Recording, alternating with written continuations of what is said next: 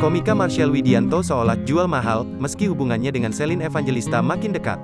Terlebih tampaknya janda 4 anak ini makin serius dengan Marshall, sebab dirinya menyebut telah menyayangi sang komika. Tak tanggung-tanggung, Celine Evangelista juga diketahui sempat menawarkan anak-anaknya agar Marshall Widianto menjadi pengganti mantan suaminya, Stefan William.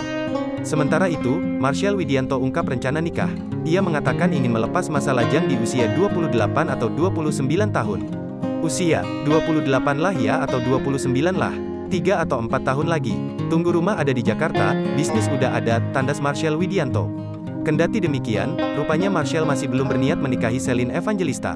Berbeda dengan sang janda yang mengaku sudah jatuh hati, lelaki yang sempat tersandung kasus video asusila Dea OnlyFans ini rupanya hanya menganggap Celine sebatas teman. Kita lebih ke sahabat aja yang terbaik, bestie, kata Marshall. Iya aku tuh ditolak terus padahal aku berharap dia jawab iya gitu kan. Aku berharapnya dia jawab iya kayak, ya Celine, kamu mau nggak jadi pacar aku, gitu.